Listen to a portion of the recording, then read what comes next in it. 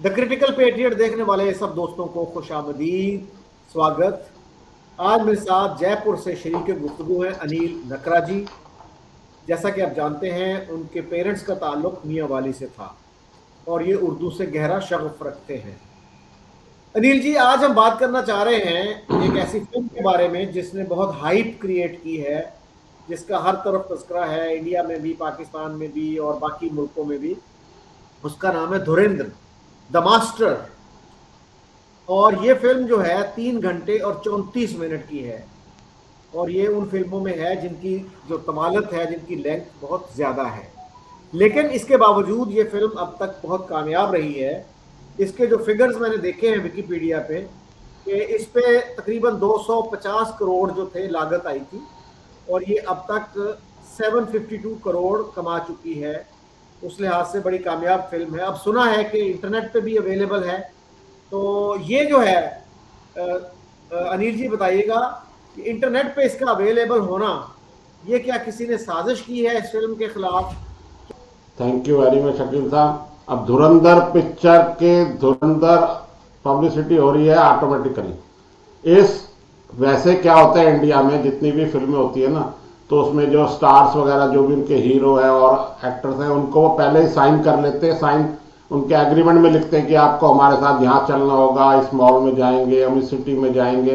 And surprisingly इस के जो डायरेक्टर है आदित्य धर, उन्होंने इस पे ऑलमोस्ट जीरो इस पे जो है वो पब्लिसिटी पे खर्च किया है। ना कहीं ऐसे करे हैं जैसे यहाँ हर सिटी में जाते हैं बड़े बड़े में और वहाँ शो करते हैं, पब्लिक से अपील करते हैं कि आप ये फिल्म देखें, थिएटर में देखें।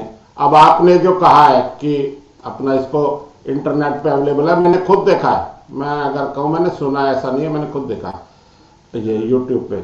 अच्छा, अब ये पिक्चर जो है, फिल्म जो है 5 दिसंबर 2025 को अभी रिलीज हुई। आज 20 दिसंबर है, तो 15 दिन हुए हैं। हाँ, यहाँ नॉर्मली जो पिक्चर है शुरू से, जब से 47 से, जब से समझो भारत अपना आज़ाद हुआ है, यहाँ जो भी पिक्चर है वो जुम्मे को ही रिलीज होती है। इवन कोई हिंदू की धार्मिक पिक्चर हो ना, तो रिलीजिंग डेट जो यहाँ है वो फ्राइडे जुम्मा ही होता है। उसका कारण है कि लोग जो है वो पिक्चरों के देखने के शुरू से शौकीन हैं। अब दूसरे भी हैं, पहले यही ज्यादा देखते थे। तो इस वजह से एक ये जो है ना रूटीन बन गया है, या हिंदी में कहते हैं परंपरा हो गई है या रवायत हो गई है। तो ये भी 5 दिसंबर को रिलीज हुई थी। 15 दिन में कोई भी डायरेक्टर जो है, और जो पिक्चर अभी कमा रही है, आपने बताया जैसे 700 करोड़ और कोई अलग अलग फिगर आ रहे हैं, गूगल पे कुछ और फिगर आ रहे हैं, लेकिन ये सुपर हिट पिक्चर हो गई है अभी से। तो इसमें यहाँ कई लोगों को जो है तकलीफ हो रही है, पेट दर्द हो रहा है। शायद साजिशन इस पिक्चर को कैसे भी पता नहीं है, टेक्निकल में बहुत ज़्यादा टेक्निकल नहीं जानता, लेकिन ये इंटरनेट पे भी डाल दी गई है जिससे कि इसकी जो कलेक्शन है वो कम हो जाए। ये तो इसका रीज़न है कि 15 दिन में कर दी है पिक्चर। नहीं तो बाद में क्या है कि कुछ दिन बाद एग्रीमेंट हो जाता है इनका पहले से ही कि OTT प्लेटफॉर्म है, नेटफ्लिक्स है, अमेजोन है और दूसरे भी है, तो उन पे इनका एग्रीमेंट हो जाता है कि इतने दिन बाद हम आप जो है इसको OTT पे कर दो। अब आगे क्या होगा देखेंगे। हाँ जी, बताइए। मुझे अनिल जी ये फिल्म किसी दोस्त ने भेजी थी, इसका लिंक ना, वो मैंने जब देखना शुरू किया तो 10 मिनट के बाद उसने कहा जी इसको सब्सक्राइब करें, इतना पे करें, ये करें, वो करें। तो बहरहाल वो 10 मिनट का ही मैं इसका देख पाया। तो आपको ये पता है कि 6 गल्फ कंट्रीज जो हैं, GCC कंट्रीज, उनमें ये फिल्म बैन हो चुकी है और ये पाकिस्तान के कहने पर हुआ कि ये एंटी पाकिस्तान फिल्म है। Bahrain, Kuwait, Oman, Qatar, Saudi Arabia और UAE में ये फिल्म बैन है। और यहाँ पे हमारे एक सीनियर जर्नलिस्ट हैं मुबशर लुकमान, उनसे किसी ने ये कहा एक शो में, वो यूट्यूब पे वीडियो मौजूद है, कि उन्होंने कहा जी मेरे पास इंफॉर्मेशन है। अच्छा, इंफॉर्मेशन कह के वो कहते हैं सुनने में आया है कि इस फिल्म को वेट और अप्रूव किया था नरेंद्र मोदी जी ने। तो इसमें कितनी हकीकत है मुझे तो ये नहीं लगता, बहुत फार फेच्ड लगता है कि इतने बड़े मुल्क का प्राइम मिनिस्टर, इतना मसरूफ आदमी जो है, वो एक फिल्म का स्क्रिप्ट जो है वो वेट करे और उसको अप्रूव करे। और ये बात भी बड़ी इंटरेस्टिंग है कि आदित्य धर जो है, जो इस फिल्म के कर्ता धर्ता हैं, वो सिर्फ 42 साल के हैं। He is only 42। और इससे पहले भी वो एक सक्सेसफुल फिल्म बना चुके हैं, उड़ी सर्जिकल स्ट्राइक।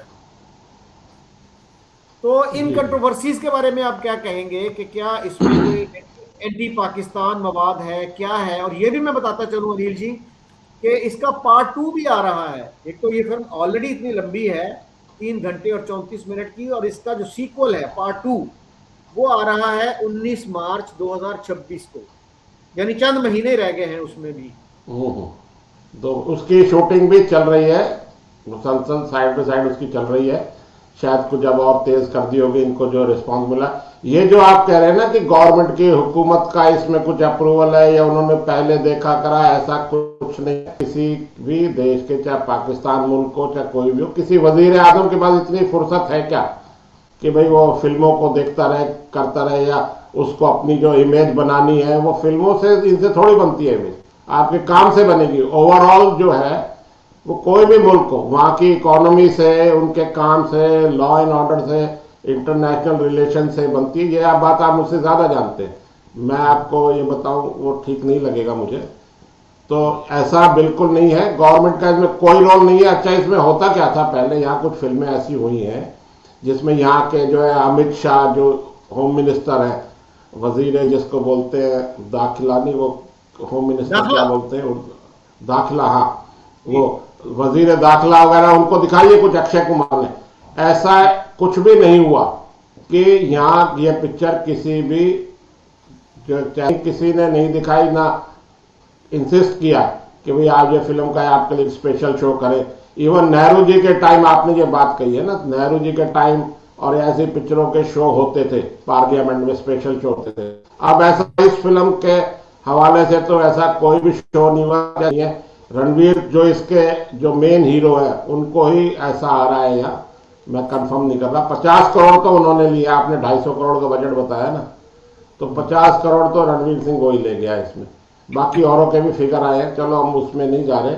अब जो आपने कहा कि ये बैन कर दिया कुछ मुल्कों ने, अब यहाँ मुल्कों ने बैन करी है, ठीक है, वो पाकिस्तान के कहने पे करी है, जो भी करी है, लेकिन यहाँ जो मेन जो है वो पहले ये कहते थे, जैसे यहाँ कोमल नाटा है या एक आरफा खानम शेरवानी है, वो तो एक वो फिल्म क्रिटिक नहीं है, एक वो वायर की वो है पत्रकार या साफी बोल दो, बड़ी वेल नोन है, और भी हैं। अच्छा, वो कहते थे, या करीना कपूर थी जो या हीरोइन, वो कहती थी भाई अगर आपको फिल्में पसंद नहीं है तो आप मत देखो, आप क्यों जाते हो देखने। ऐसा कोई, जैसे बीच में आपकी हमारी बात हुई थी, पीके फिल्म आई थी जिसमें हिंदू धर्म को इन्होंने कुछ मजाक सा उड़ाया गया था, तो इसको बैन करने की बात हुई, तो उसके ये सब कहते थे आप देखते क्यों जाते हो, आप नहीं देखोगे तो पिक्चर अपने आप फ्लॉप हो जाएगी। अब यही जो पैरामीटर है वो यहाँ लागू नहीं हो रहा। या तो कह रहे हैं बैन करो बैन करो बैन करो, तो ठीक है बैन कर दिया। अब इनको बुखार और ज्यादा यूं चढ़ गया है कि अब ये अनाउंस हो गया है कि भाई वो मार्च में 2026 में सेकंड पार्ट रिलीज हो रहा है। अब तो यहाँ पब्लिक उसको उसका भी इंतजार कर रही है। अब इसमें जो बताया है ना पाकिस्तान, इसमें इस फिल्म में जो स्टोरी है वो पाकिस्तान में जो कराची में लियारी है जी। वहां की स्टोरी है कि वहां पे जो गैंग वॉर चलती है, आपस में जो गुंडे और एक दूसरे को अपना भाई ये मेरा इलाका है ये तेरा इलाका है, और मुस्लिम मुस्लिम ही लड़ रहे हैं, कोई हिंदू मुस्लिम राइट्स वाली ऐसी कोई बात नहीं है। और इसमें साफ साफ दिखाया गया, मैं भी पहली बार ही मैंने ऐसी कोई फिल्म देखी है, मैंने भी हजारों पिक्चरें देखी है, कि सीधा इंडियन पिक्चर में बेनजीर भुट्टो के पोस्टर दिखाए गए हैं, और ये जो इसका जो है हीरो वो नारे लगा रहा है जीवे जीवे अपना भुट्टो, और बेनजीर भुट्टो का ख्वाब पूरा हो गया। और आसिफ अली जरदारी जो यहाँ के पहले सदर रहे हैं, उनको भी सेम, बस पहले का नाम पता नहीं क्या कर दिया, बाद में उनका जो फैमिली नेम सरनेम है वो जरदारी दिखाया, और उनको इन्वॉल्व दिखाया कि वही सब ये लड़ा रहे हैं, और कुछ सियासतदान भी दिखाए हैं वो। अनिल जी, ये जो है ना जरदारी साहब जो हैं, आसिफ जरदारी, हाँ इस वक्त भी प्रेसिडेंट है, सेकंड टाइम वो प्रेसिडेंट बने हैं। हाँ हाँ, वो पहले भी बन चुके थे ना, जेल में 13 साल तो जेल में रहे। मैंने उनका कल ही एक उनका कोई इंटरव्यू देखा था कि उनके अपने दिखा रहे हैं हमारे पास इतनी जायदाद है। चलो वो आज हमारा टॉपिक नहीं है अपना। तो जरदारी साहब को भी दिखाया इसमें, उनका नाम नहीं लिया भाई, वो चलो प्रेजेंट हैं इसलिए नहीं दिखाया, मैं ये कहना चाह रहा था। लेकिन अब बेनज़ीर भुट्टो तो नहीं है, उनका दिखाया गया है कि हम बेनज़ीर भुट्टो के ख्वाब पूरे करेंगे और ये करेंगे, और गैंग वॉर पूरी दिखा रहे हैं। पूरी पाकिस्तान के हवाले से स्टोरी दिखाई गई है। बस इसमें इंडियन कनेक्शन ये है कि जो रणवीर यहाँ का जो हीरो है वो एक उनमें एक समझो रॉय का रिसर्च एंड एनालिसिस विंग का वो जो है वो जासूस है या जो भी है वो बन के गया है, और वो देख रहा है कि मेरे सामने ही वो यहाँ से कुछ वो भेजता भी है इंफॉर्मेशन कि भाई मुंबई में अटैक होने वाला है 2008 नवंबर में जो हुआ था, और वो फिर भी हो जाता है, वो कुछ कर नहीं पाता। बस यही सारे इसमें दिखाया गया है कि वो जो नकली नोट जो बनते थे इंडिया में आ रहे थे, उसके बारे में भी बताया गया है कि उसमें भी इंडियन गवर्नमेंट को ही ब्लेम किया कि यहाँ के ही किसी वजीर ने जो है अंदर खाने कुछ सेटिंग कर ली, और वहीं से ही इंडिया के नोट भी उसी ब्रिटेन की उसी प्रेस से छपते थे जहां से पाकिस्तान के छपते हैं, और वहीं से ही कोई उनको वो बकायदा जो क्या बोलते हैं हिंदी में सांचा या बोलते हैं जो उनको प्लेट वगैरह मिल गई और वहां से पाकिस्तान छप के आते हैं। ये सब इसमें दिखाया गया है। अब इसमें अच्छा, इसमें जो खास बात है, इसमें पूरी तरीके से इंडिया के मुसलमानों को कहीं भी इन्होंने टारगेट ज्यादा नहीं किया है। सिर्फ एक जगह कहा है कि हमारे जो पहले चीफ ऑफ आर्मी स्टाफ थे जनरल विपिन रावत, उनकी अब हेलीकॉप्टर क्रैश में मौत हो गई है, उन्होंने एक बार ही कहा था कि हमारा जो है कि हम 2.5 फ्रंट पे लड़ते हैं। इंडिया आर्मी जो है, एक फ्रंट है एक फ्रंट तो है पाकिस्तान, एक है चाइना, और आधा फ्रंट है जो हमारे अंदर है। अब हमारे अंदर जो आधा फ्रंट है उसमें उन्होंने मुसलमानों का नाम नहीं लिया, लेकिन वो मान के चल रहे हैं कि चोर की दाढ़ी में तिनका, एक कहावत है ना पुरानी बात, तो मुसलमान मान के चल रहे हैं कि आधा फ्रंट हम ही है। बस इसमें भी एक यही कहा गया है कि भाई आधा फ्रंट तो हम इंडिया के अंदर जो आधा फ्रंट है उसका हम क्या करें, हम इनसे तो लड़ सकते हैं। वो इतनी बात करी गई है, और कहीं किसी भी इंडियन मुस्लिम्स या किसी उसको ऐसे कोई ब्लेम नहीं किया गया। लेकिन यहाँ के मुसलमानों को आग क्यों लग रही है मेरी समझ में नहीं आ रहा। आरफा खानम शेरवानी जब तक कहती थी पीके फिल्म देखो, ये जो बोलने की आज़ादी है उस पर पाबंदियां मत लगाओ, और यहाँ एक साइमा जो एफएम वगैरह पे बोलती रहती है, ये सब बोल रहे हैं कमाल KRK है, ये रिव्यू करते हैं, हम लंदन में बैठे हैं। कोमल नाटा का मैंने बताया, ये यहाँ वन ऑफ द मतलब टॉप के वो हैं, उन्होंने इस फिल्म का रिव्यू ही नहीं किया है कि मैं 1 स्टार दे रहा हूँ, 5 दे रहा हूँ। क्यों नहीं किया उन्होंने? इसलिए नहीं किया कि यहाँ अभी भी कहा जाता है कि जो मुंबई जो बॉलीवुड फिल्म इंडस्ट्री है वहाँ अभी भी शाहरुख खान, आमिर खान, इन सब का अभी भी डोमिनेशन चल रहा है, भले यह फिल्म इंडस्ट्री चल रही है नहीं चल रही। तो वो इनके जो आका है, आका बोल रहा हूं मैं, वो नाराज नहीं हो जाए, इसलिए कोमल नाटा ने इसका रिव्यू नहीं किया। नहीं तो रीजन देना चाहिए ना भाई, क्यों नहीं किया कि मैं बीमार हूं, मुझे पाइल्स हो गई है, क्या हो गया, क्यों नहीं किया उसने। अब ऐसे ही एक यहाँ अनुपमा चोपड़ा है, उन्होंने नहीं किया, अब क्यों नहीं किया भाई? आप कह दो ना फिल्म खराब है, गंदी है, मेरे in my point of view इस फिल्म को नहीं देखे आप अपना बोल दें, इसमें क्यों नहीं बोल रहे आप? अच्छा, इनमें KRK जो है कमाल आर खान, वो अच्छे रिव्यू देते हैं और बड़े हार्ड रिव्यू देते हैं। उन्होंने पहले तो रिव्यू दे दिया पिक्चर अच्छी है, अब उन पर पता नहीं कोई दबाव आ गया, क्या आ गया, अब वो कह रहे हैं मेरी नजर में पिक्चर 2 कौड़ी की है, बेकार है और खराब है, रिव्यू नहीं दे रहे। और ये हमेशा जो है ये फ्रीडम ऑफ स्पीच के झंडे और बने हुए कि लीडर बने हुए चैंपियन, यहाँ इनकी सब चैंपियनशिप समझ में नहीं आ रही, क्यों नहीं दे रही है? अपना बोल देना कि हमारे को पिक्चर खराब लगी और हमारा सजेशन है, अब इसको मत देखो, या यूं बोल दे कि भाई इसमें मुसलमानों को डिग्रेड किया गया है, उनको ब्लेम किया गया है, जैसा ये बोलते हैं कि भाई हिंदुओं में भी आतंकवादी है नहीं है, वो एक अलग सब्जेक्ट हो गया। कुछ तो बोलो, ये बोल ही नहीं रहे, चुप बैठे जी। अनिल जी, पाकिस्तान में जो समझा जा रहा है कि एक तो ये कि एंटी पाकिस्तान प्रोपेगेंडा है ये, और दूसरा जो है कुछ लोग ये भी कह रहे हैं कि इंडियन गवर्नमेंट जो है वो नाराज हो गई है इस फिल्म के करता धरता से, तो पता नहीं उसने कोई स्टेट सीक्रेट रिवील कर दिए हैं, क्या किया है, तो ये जो है इस बात को आप कैसे देखते हैं? ऐसा जी कोई स्टेट वो नाराज नहीं हुए है, कोई गवर्नमेंट, ये सब प्रोपेगेंडा कर रहे हैं। अब जैसे आज मौजू नहीं था, अब यहाँ तो चल रहा है कि वो जो कनाडा, वो अमेरिका में कौन सी, मैं नाम भूल रहा हूँ, वो पेपर लीक होंगे, उसके बाद मोदी रिजाइन कर देगा 19 तारीख को दिसंबर को। अब यहाँ जो रूमर का तो कोई इलाज है नहीं, ये तो टाइम ब टाइम होगा। अगर गवर्नमेंट नाराज है, मेरा ये कहना है, मैं कितना भी बोल दूं, कोई कितना भी बोल दे, अगर तो इससे गवर्नमेंट नाराज है किसी भी वजह से, तो ये 19 मार्च भी ज्यादा दूर नहीं है, तो फिल्म रिलीज नहीं होगी, या सेंसर उसमें अपना रिकमेंड करेगा जी इतने कट लगाओ, इतने कट लगाओ, उससे पता लग जाएगा। इसका तो यही जवाब हो सकता है। बाकी मैं भी पूरा 24 घंटे न्यूज और इसमें अवेयर रहता हूँ, हो सकता है मिस हो गई हो मेरे से बात, लेकिन मेरी नज़र में ऐसा गवर्नमेंट ने डायरेक्टली इनडायरेक्टली किसी मिनिस्टर ने, किसी बीजेपी के लीडर ने, या उनके जो अलायंस है एनडीए वाले, जो दूसरे अलायंस है भाई, वो बीजेपी के नहीं है, किसी ने इसको क्रिटिसाइज नहीं किया। ना उन्होंने कहा है कि ये फिल्म देखो, ना उन्होंने कहा है कि मत देखो। जैसे होता है कि फिल्में आ रही है, जा रही है, रिलीज हो रही है, कोई फ्लॉप हो रही है, कोई हिट हो रही है, कहीं गवर्नमेंट का इसमें कोई भी बिल्कुल कोई अमल दखल नहीं है एज ऑन टुडे, अभी तक तो कोई नहीं। और 19 दिसंबर जोर शोर से लोग तो यह इंतजार कर रहे हैं कि भाई ये सेकंड पार्ट जल्दी रिलीज हो, और वो उतावले हो रहे कि भाई हो जाए, रिलीज हो जाए, रिलीज हो जाए। अच्छा, मैंने एक पाकिस्तानी जर्नलिस्ट का जो कराची से ताल्लुक रखते हैं, उनका रिव्यू देखा इस पे, तो उन्होंने तो कोई कंडेम नहीं किया इसको, उन्होंने तो बल्कि कहा कि हाँ जी, लियारी जो गैंग वॉरफेयर था वो एक हकीकत है, इस तरह होता रहा है। तो बहरहाल ये मुझे बताइए, आप भी फिल्म क्रिटिक हैं, बहुत सी फिल्में आपने देखी हैं, फिल्म पे कमेंट भी करते हैं, तो आप इस फिल्म को 10 में से कितने नंबर देंगे? ऐसा जी 10 में से मैं इसको 7-8 नंबर दूंगा।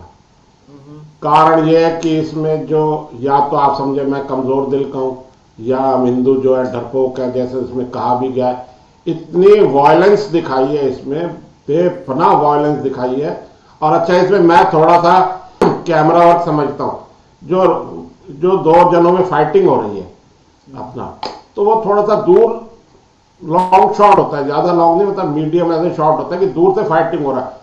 और मैं सिनेमा हॉल में देख के आया हूं, मल्टीप्लेक्स में, बिल्कुल क्लोज उससे कैमरा लगा रखा है, इतनी फाइटिंग हो रही है, ऐसे मुंह मार रहे हैं, खून निकल रहे हैं, मतलब जो इसमें जो है ना वो बहुत ज्यादा वो कर रहा है, और बड़ा क्लोज शॉट्स लिए भाई। ऐसा होता है लॉन्ग वायलेंस बहुत ज्यादा है, लॉन्ग शॉट में होती है वायलेंस। मैंने भी बहुत पिक्चरें देखी है, मैं थोड़ा सा कैमरा को मैं बहुत ज्यादा तो मैं दावा नहीं करूंगा, वायलेंस बहुत ज्यादा है इसमें। अब वो कह रहे हैं कि ये रियलिटी है कि भाई अपना सर काट दिया, उसको फुटबॉल से खेल रहे हैं लियारी के उसमें, तो इतनी दूंगा। और 10 में से 10 देना तो वैसे भी मैं कभी नहीं देता, क्योंकि भाई कोई इंप्रूवमेंट की गुंजाइश तो हमेशा रहती है। हाँ, वैसे भी वो कहते हैं कि, हाँ, वैसे वो कहते हैं ना कि नोबडी इज परफेक्ट, उसी तरह से नो फिल्म इज परफेक्ट। अच्छा, इसमें कोई पाकिस्तान की बुराई नहीं, इस भाई जो गैंग वॉर है वो दिखाया गया ऐसे ही गैंग वॉर ऑलमोस्ट मोर और लेस, या मुंबई में जो बॉम्बे था, मुंबई हो गया, वहां दाऊद गैंग और ये गैंग लड़ रहे हैं, इनके कब्जे की लड़ाई है।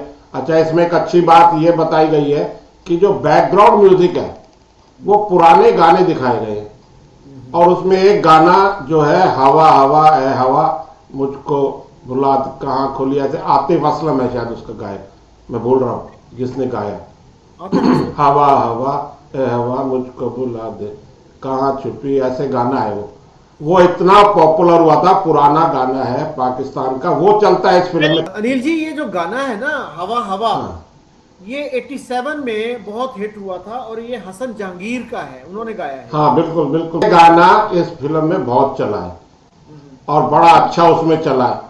इसमें गुलाम अली की गजलें आ रही हैं पीछे से, और कव्वालियां भी आ रही है, कुछ इंडिया की भी है, वहां की भी है, या तो वहां का माहौल दिखाने के लिए करा है। हवा हवा गाना यहाँ जितना पॉपुलर पाकिस्तान में था, उससे कहीं ज्यादा पॉपुलर इंडिया में हुआ था। आज भी मैं आपको बता रहा हूँ कई बार ये शादी में माहौल होता है तो ये गाना चला देते हैं डांस के लिए। 87 और आज देखो 2025 खत्म हो गए, दिसंबर में बैठे। तो ऐसा नहीं है, मैं बिल्कुल उसी, फिर हमारा जो आपका भी रहता है कि हम यहाँ रहे। अब जो एक्चुअल रियलिटी दिखाई गई है कि भाई वो बेनजीर भुट्टो का दिखा रहे हैं, सब दिखा रहे हैं, सारा कुछ कर रहे हैं, तो यही चल रहा है। और इसमें ऐसा कुछ नहीं है, सिर्फ यही दिखाया गया है कि वह लियारी गैंग जो है वो आपस में हो रहे हैं। आईएसआई वगैरह का भी रोल इसमें दिखाया गया है। मेरा ये कहना है कि भाई इसमें हिंदुस्तान के मुसलमान क्यों परेशान हो रहे हैं, ये समझ में नहीं आ रही बात। किसी भी इंडिया के मुस्लिम को इसमें ब्लेम नहीं किया गया, किसी का नाम नहीं लिया, कुछ नहीं कहा। जो भी कहा है, अगर कहा भी है तो पाकिस्तान के लिए कहा है। तो इसमें इंडिया वाले क्यों कह रहे हैं फिल्म मत देखो? अच्छा, मैं कईयों से पूछा है और मैंने बड़ी बात गौर करी थी कि जो पहला शो खत्म हुआ और हमारा जो शो हुआ इंटरवल में भी, आप शायद हंसेंगे या मेरी बात को पता नहीं कैसे लेंगे, मैंने बड़े गौर से देखा कि कितने मुस्लिम्स आए हुए पिक्चर देखने। वैसे यहाँ मुस्लिम्स आते हैं, औरतें लेडीज बुर्के में भी आ जाती है, नजर आ जाती है, टोपी वाले दाढ़ी जैसे होता है, उनकी आइडेंटिटी है। एक भी पिक्चर ना, एक भी मुसलमान ना तो मुझे बंगाल फाइल्स में मिला, इसमें भी नहीं मिला। एक शो खत्म हो रहा है, उससे पब्लिक बाहर आ रही है, हम अंदर जा रहे हैं मल्टीप्लेक्स में, कोई कुछ नहीं मिला। वो ठीक है, वो उनकी मर्जी है, देखे नहीं देखे, लेकिन ऐसा यहाँ का, मैंने खुद की देखी बात बता रहा हूँ अभी 2 दिन पहले की, तो ऐसा वो नहीं देख रहे। और इसमें मुस्लिम इंडिया के क्यों परेशान हो रहे हैं मुझे समझ में नहीं आ रही। मैंने खूब कोशिश कर ली बस, और ये सब कह रहे मत देखो मत देखो। मैंने पहले भी कहा अगर फिल्म अच्छी नहीं है तो मत देखो ना, फ्लॉप हो जाएगी। ठीक है, अब क्यों देख रहे हो आप जी? अच्छा अनिल जी, आपने कहा ना कि पाकिस्तानी ये जो गाना है हवा हवा, इस पे इंडिया में शादियों पे बहुत डांस होता है या होता था। तो इसी तरह सर बहुत से इंडियन गाने हैं जिन पे पाकिस्तान में जब शादियां होती हैं तो उन पे इंडियन गानों पे भी डांस आपको देखने को मिलता है। तो ये इसका मतलब है कि हमारे चूंकि लैंग्वेज का इतना बैरियर नहीं है तो लोग एक दूसरे के गानों को एंजॉय करते हैं। और पाकिस्तान में तो आपको पता है इंडियन म्यूजिक बहुत पॉपुलर रहा है, इंडियन फिल्में बहुत पॉपुलर रही हैं और मेरा ख्याल अब भी होंगी। कोई ना कोई तरीका लोग निकाल लेते हैं इंडियन फिल्म देखने का। तो any concluding thoughts Anil ji? नहीं, मैं इसमें एक बात कहना चाहूंगा थोड़ी सी। इस फिल्म में गुलाम अली की भी गजलें हैं। अब चाहे हमारे यहाँ कितनी ही पाबंदी लग गई हो कि भाई हमारा एक्सपोर्ट इंपोर्ट बंद हो गया, सब कुछ बंद हो गया, लेकिन आज भी इंडिया के ऑल इंडिया रेडियो में गुलाम अली, मेहंदी हसन की गजलें बजाई जाती हैं। ये मैंने खुद जयपुर रेडियो और अलवर रेडियो में पूछा है कि भाई इन पे कोई पाबंदी नहीं लगी क्या, आप गुलाम अली की गजलें चला देते हो? वैसे मैं गुलाम अली को सबसे अच्छा जो गजल वाला जो मानता हूँ ना, मैं गजल गायक गुलाम अली को ही मानता हूँ। वो कहते हैं हमारे पास ऐसा राइटिंग में कोई नहीं है, और वो लगातार इसको है, वो यहाँ से बज रही हैं, हो रही हैं। और अब सेकंड पार्ट देखते हैं, बाकी जो आप कह रहे हो वो फिर कभी और बात कर लेंगे। तो फिल्म तो ये हिट है जी। Thank you very much Anil ji, आपने हमारी मालूमात में बहुत इजाफा किया। I hope the audience will find your conversation useful and interesting. Thank you. आदावर से, खुदा हाफिज।